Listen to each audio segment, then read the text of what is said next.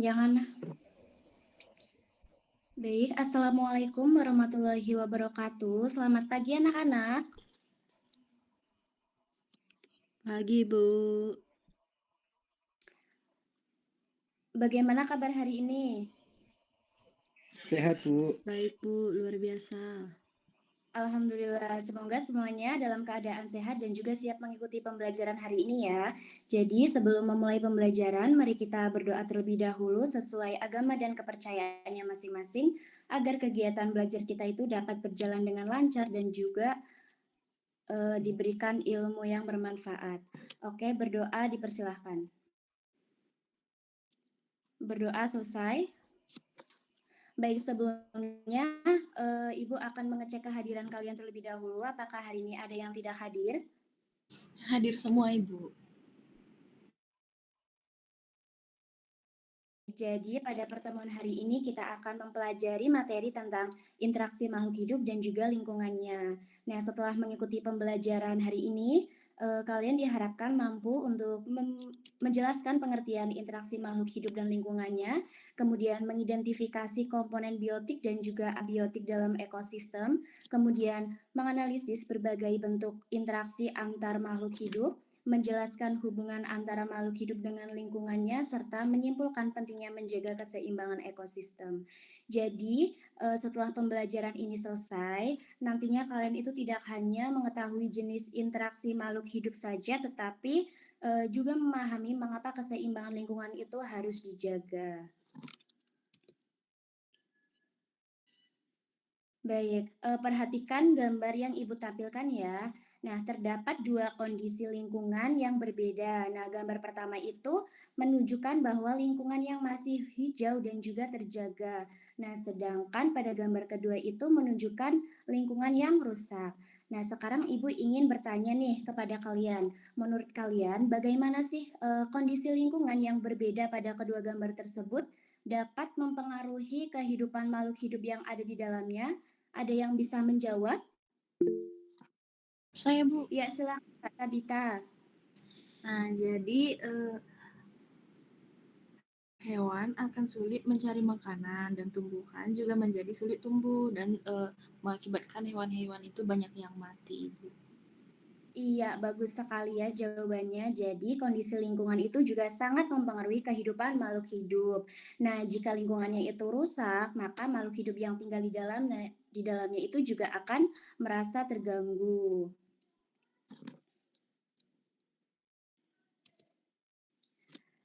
Nah, Ibu akan menayangkan video, namun sebelumnya Ibu memohon maaf ya anak-anak karena ada kendala pada mikrofon di laptop Ibu, sehingga videonya Ibu itu akan dibagikan di grup WhatsApp saja. Silakan disimak dengan baik dan dicatat berbagai bentuk hubungan ataupun interaksi yang ditemukan pada video tersebut.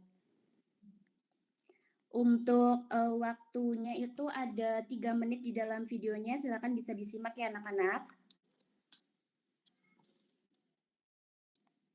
Sudah selesai menyimak videonya ya? Sudah, Bu. Baik, sekarang Ibu ingin bertanya, apa saja sih interaksi yang kalian temukan di dalam video tersebut? Ada yang bisa menjawab? Ya, silakan Mbak Nadine. Baik, Bu, izin menjawab. Jadi di dalam video itu terdapat lebah dengan bunga yang merupakan simbiosis mutualisme. Lalu ada ikan badut dengan anemon merupakan simbiosis mutualisme. Begitupun dengan benalu dengan pohon mangga yang merupakan simbiosis parasitisme. Begitu, Bu. Iya, betul sekali ya jawabannya dari Mbak Nadine. Nah, sekarang kita itu sudah mengamati gambar kondisi lingkungan yang berbeda tadi dan juga sudah menyaksikan video pembelajaran. Nah, sekarang Ibu ingin mengetahui setelah mengamati video dan juga gambar tersebut, pertanyaan apa sih yang akan muncul di dalam pikiran kalian? Nah, silakan bisa dituliskan pertanyaan kalian itu pada kolom chat di Google Meet. Untuk waktunya Ibu beri 1 menit ya anak-anak.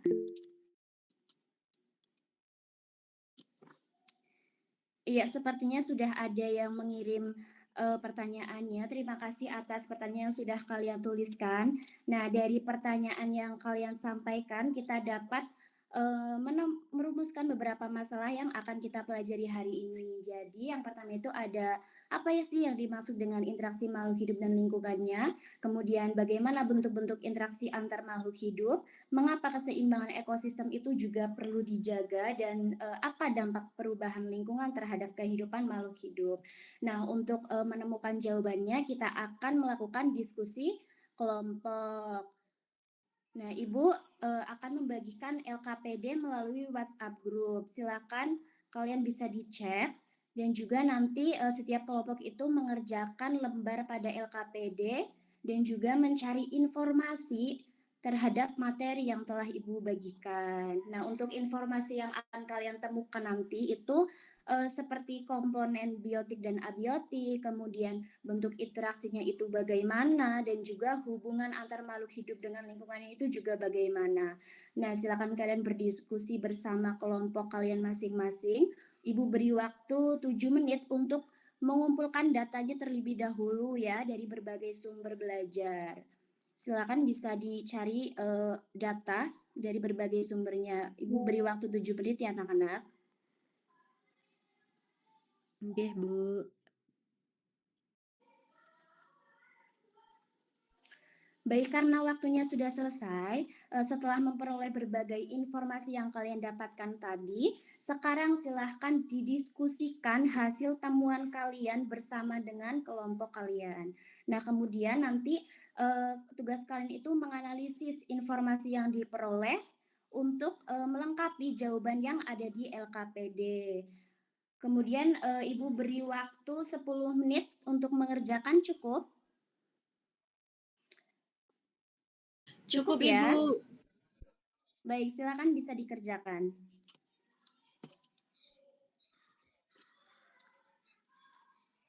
Baik anak-anak, karena waktu mengerjakan LKPD sudah selesai, sekarang kita masuk ke tahap presentasi. Nah, silakan perwakilan dari kelompok satu untuk mempresentasikan hasil diskusinya.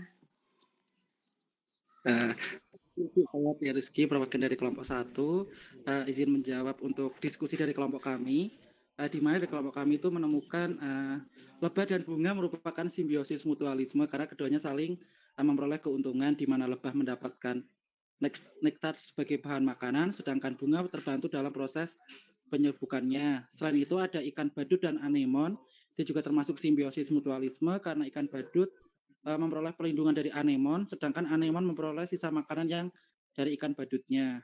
Terus yang ketiga itu ada benalu dan pohon mangga. Dia termasuk ke simbiosis parasitisme karena benalu memperoleh makanan dari pohon mangga, sedangkan pohon mangga dirugikan karena nutrisinya diserap oleh benalu. Mungkin itu saja Bu dari kelompok 1, kurang lebihnya mohon maaf. Baik, terima kasih atas presentasinya kepada kelompok 1, sudah mempresentasikan hasil diskusinya dengan cukup baik. Nah, sekarang Ibu akan memberikan penguatan terhadap materi yang sudah kita pelajari. Nah, berdasarkan hasil diskusi yang telah kalian lakukan, dapat kita ketahui bahwa interaksi makhluk dan lingkungannya itu merupakan hubungan timbal balik antara makhluk hidup dengan sesamanya maupun dengan lingkungan yang saling mempengaruhi. Nah, melalui interaksi tersebut, kebutuhan hidup setiap organisme itu dapat terpenuhi sehingga kehidupan itu dapat berlangsung dengan baik.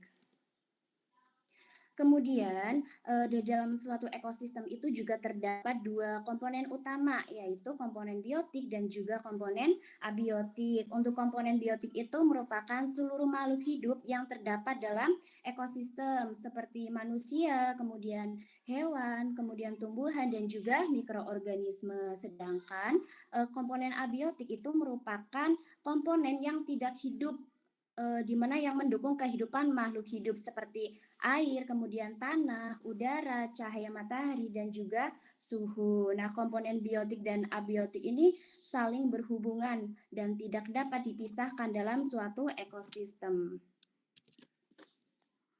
Kemudian dalam ekosistem itu juga adanya interaksi yang dapat terjadi dalam berbagai bentuk. Nah, interaksi tersebut itu juga dapat berupa hubungan makan dan dimakan. Nah, simbiosis kemudian maupun hubungan yang berkaitan dengan penyusunan makanan dalam suatu ekosistem. Nah, semua bentuk interaksi tersebut itu menunjukkan, bahwa makhluk hidup itu saling bergantung satu sama lain untuk mempertahankan kehidupannya.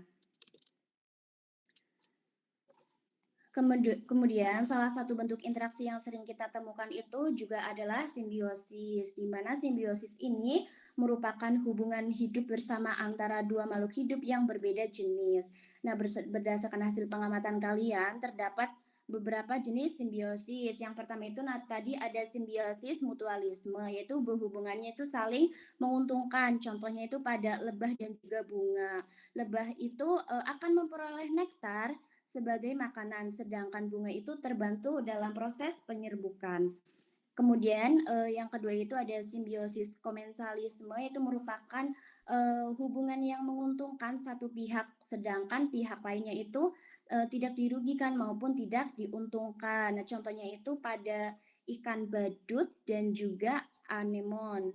Kemudian yang ketiga itu ada simbiosis parasitisme, itu merupakan hubungan yang menguntungkan satu pihak tetapi merugikan pihak yang lain. Contohnya itu pada benalu yang hidup pada pohon mangga.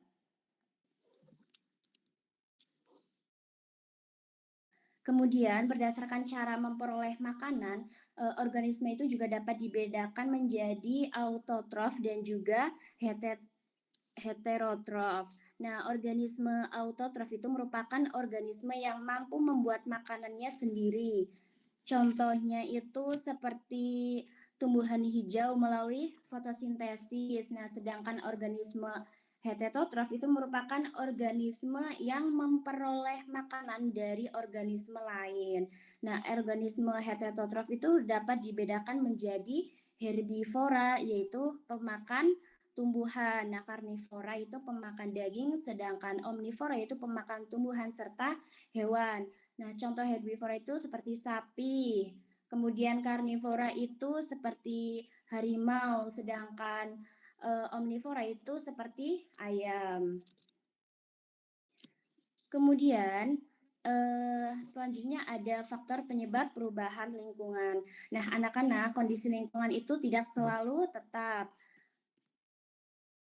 Tetapi lingkungan itu juga dapat mengalami perubahan yang disebabkan oleh faktor alam maupun faktor manusia. Nah, faktor alam itu misalnya terjadinya gunung meletus, kemudian gempa bumi, kemudian juga ada banjir, angin topan, kekeringan, dan juga kebakaran hutan. Nah, selain faktor alam, aktivitas manusia itu juga dapat menyebabkan perubahan lingkungan. Contohnya itu ketika membuang sampah sembarangan, kemudian pencemaran lingkungan, kemudian penebangan pohon secara liar, serta berbagai kegiatan yang dapat merusak keseimbangan ekosistem.